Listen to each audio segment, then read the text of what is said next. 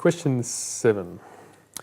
How can a child learn to have a relationship or connection with God when their parents are blocked to God? And how can we best assist our children from this place? Well, it's a very good question. The answer is they can't.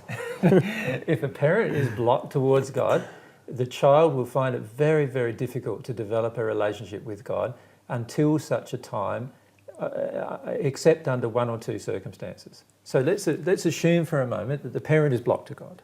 So the parent does not have a relationship with God and also has some feelings about God that they don't want a relationship with God. And the child comes into the parent's world, right? Now, as long as that parent is not imposing its emotional condition upon the child and not forcing the child through some emotional method of coming to the same conclusions as the parent, then the child will be relatively free to start engaging a relationship with God on its own right. Does that make sense? But if the parent in any way imposes emotionally on the child or in any way imposes its belief systems on the child, it will severely restrict the child from developing a relationship with God, and therefore probably in the end result in the child not having a relationship with God. So it just really depends not upon the injury being released from the parent so much as the injury of imposing the parent's will upon the child being released from the parent. When the parent imposes its own will and emotions upon the child through its activities and through its actions and through its feelings, then the child will probably conform to the parent's belief system. Now, if the parent is braver than that and also more humble than that and recognises that it has belief systems that may be not out of harmony with love and refuses to impose those belief systems upon the child, then the child has a much greater capacity to develop a relationship with God even if the parent does not have one. However, what we notice in society generally is if the parent does not have a relationship with the child, it often has very strong emotional reasons for not having such relationship. And of course it then attempts to impose those same emotional reasons and belief systems upon the child.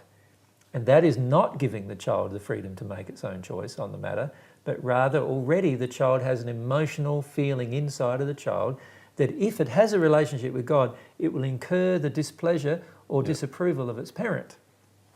And that's not allowing the child to be free to develop its own relationship with God if it so desired. It's very hard for a parent with emotional injuries with God to allow a child to develop a relationship with God without having some emotional injuries with God. And this is why it is imperative that parents address their emotional injuries with God, whatever they are, and their desire to rebel against God, whatever their reasons are. It's imperative that the parents address these particular issues. And this is something that we must understand as parents.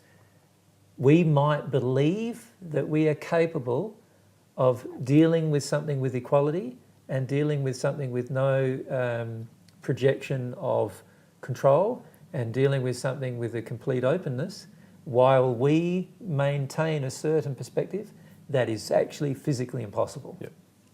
Inside of ourselves, it's physically impossible to not have some kind of effect on our child based on what we believed. And so this is very important that we must understand as parents that our belief systems and our emotions are very important. We must understand that if we do not desire to bring them into harmony with absolute truth, there will be a negative effect on our child. And it is unavoidable. And we've got to see this relationship, that if we choose to stay in our current condition where we're out of harmony with love and out of harmony with truth and out of harmony with humility, if we choose that condition actively or we refuse to develop from that condition, we are automatically harming our child whether we believe we are or not. And so it's very important as a parent that we understand that underlying principle. It is unavoidable. We cannot hope to make our child believe things or feel things, or even allow our child to believe or feel things that we ourselves are not allowing within ourselves. It's an unavoidable process. We will impose upon this child who's developing our rules, not God's. We Yeah. will impose upon the child as developing our truth, not God's. We'll impose upon the child developing our version of love and not God's. And it's imperative that we give that up. And if we're truly humble as a parent, we would desire to give that up, even if it's not for our own sake, at least for the sake of the theirs, child. Yeah. Yeah. So it's pretty.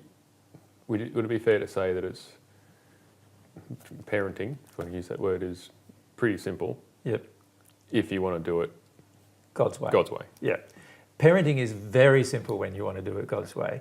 It also is very enjoyable when you do it God's way, because you don't break any laws, and as a result, all of the subsequent results of parenting are all happy. Then none of them are sad, right? Parenting as the way people do it on earth at the moment is very painful process for the majority of parents. Very painful process for the majority of children as well, because we've chosen to do it out of harmony with God's way. And as a result of that, there's lots of pain and suffering that gets created. And we need to understand that every time we choose to do it our way rather than God's way, we are going to create pain and suffering if our way isn't in harmony with love. Yep. And a lot of times we believe it's in harmony with love. We think it's in harmony with love, but it's completely demonstrable that it's out of harmony with love.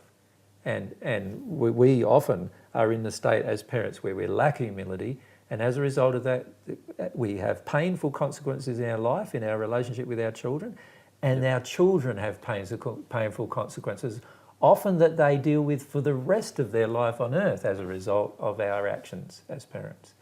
So you can see, like, my feelings are, if you're choosing to be a parent, become a very humble person, completely open to all the truths of the universe, whether you personally believe them or not. You're going to need to take these actions, otherwise you're going to create pain and suffering in your own life and in the lives of your own children. Yep. And then their subsequent children. And of course their subsequent children, if they make the same choice, to walk away from God's principles and laws, and in particular walk away from the principles of love, then their children are going to have the same damage, and their children will have the same damage, and so forth and so forth. And this is how you get the sins of the parents perpetrated against the child, and then the next generation and the next generation after that. And this is what I meant in the Bible when I said that the sins of the parents get given to the child for generation after generation after generation. Yep. And it's a sad consequence of parents that lack humility. Yep. Because if we had a humility, we would never choose to do that.